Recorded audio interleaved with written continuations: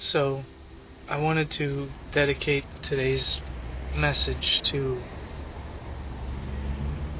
the people in this world who are empathic and who, if you're like me, you feel everything, you know? You don't have a choice. Um, you're just very aware of the energies around you and of other people's energy and how that plays into kind of creating the overall experience that you're having.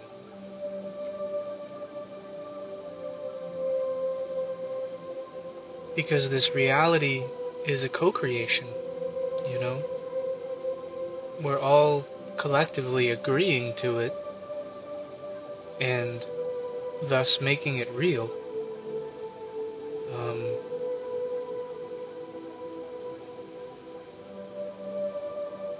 and for those of us who are waking up and to see the way the world is and, you know, sacrifices we have to make and, um, you know, things we have to do to survive, and it's like, why the fuck did I agree to this? You know, it's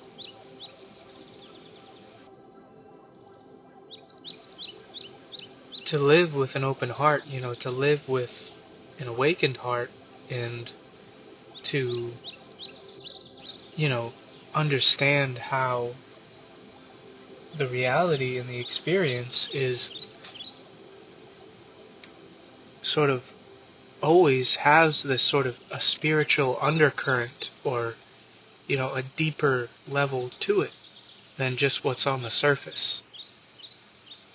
See, many people live their lives by just what's on the surface, you know?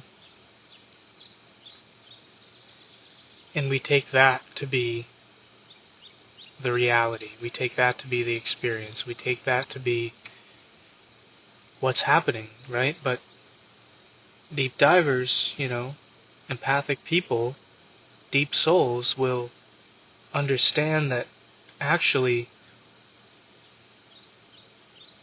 there is, again, a hidden undercurrent to the reality. There are energies and essences that are not seen to the physical eyes that are actually the more potent or the more real creative forces in the consciousness that, again, because this is a creative consciousness, like the reality and the experience is being generated by the collective. So an empath steps into any space, any situation, with the knowledge that the mind, the ego, will take things at a surface level and begin to make judgments about the experience and the reality. And that, again, most people will cling to those surface level judgments and assessments and thoughts about what's happening, you know, who everybody is, and that story for, you know, that will become, and so it is, right? So that's that story that we cling to, that will become the reality. So the empathic path, or the awakened path, is to observe those stories and those patterns and those thoughts as they come up, but to also know that, and this is where the heart comes in, because that's a deeper instrument of awareness, that all of that is just film on the water, that there is a deeper current or power that actually is moving light and energy through the reality, through the consciousness, through the beings in the reality, in the world. And then to center into that awareness that the mind simply cannot know. The mind simply cannot understand. It's just a tool or a mechanism that needs to be put in the back seat rather than have control of the steering wheel. But that's what's happened in the world today, is that the mind, the ego, the physical consciousness has been given more control, more power, more influence than the spiritual undercurrent or the deeper level of awareness, because most people are not cultivating that level of awareness. Most people are living in the mind, in the story, right? And then to know that the more and more you anchor into that deeper level of awareness of life, the real story, not the, oh, she said this, or, oh, can you believe he did that? No, the real story, the real undercurrent. I keep coming back to that word because I think it's a powerful image, It would behoove us or benefit us to understand what moves the tides. And I know I'm speaking cryptically now, but it's just to know that there actually, by cultivating this deeper level of awareness, there is a reward.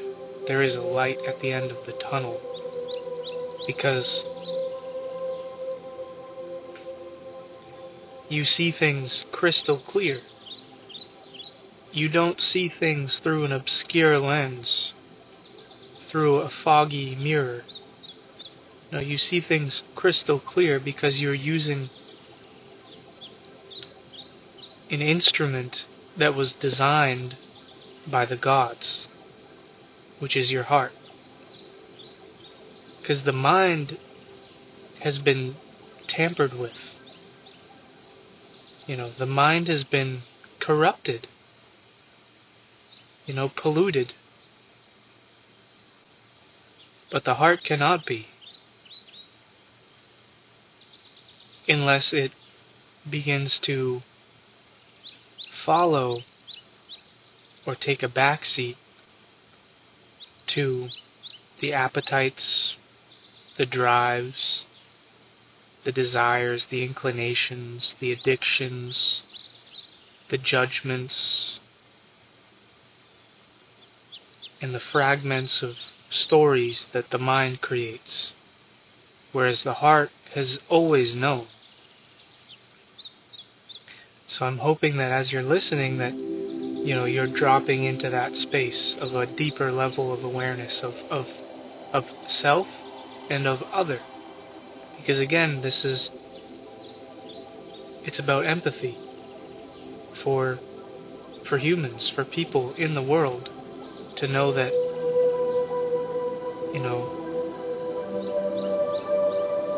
these surface level interactions that we have with the world,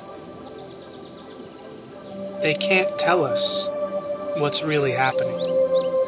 It's like the thing that we have to just know that we can't know. But if we can just hold a space of compassion and understanding for people, and you can just base that off of what you've been through. Have you been through hard times? Do you know what it's like to be depressed? To be anxious? To be suicidal? To feel like your life is falling apart? To feel worthless? If you know that you felt that way, assume that every other person in the world has also felt that way. you know,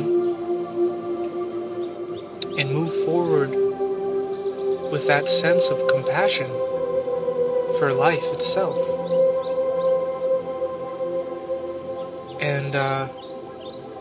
And that isn't easy to do, I mean, again, because the energy and the, of compassion, of understanding, of, it is a spiritual current or a spiritual tool or mechanism that in the world today just really isn't being cultivated enough. So hence the need for hence what I feel is the need for this message today, in order to just try to augment that in, as many spaces as possible.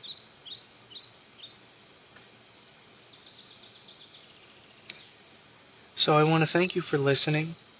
And, maybe you didn't even need this message. Like, maybe you just know. Maybe you just know already to be kind, to be understanding, to be compassionate and good. Or, maybe you just needed a reminder that how important that is and how undervalued that has become in our society. So, thank you, and I hope you have a blessed rest of your day, a beautiful rest of your day, and we'll be back soon with more. And yeah, stay tuned, guys. Thank you.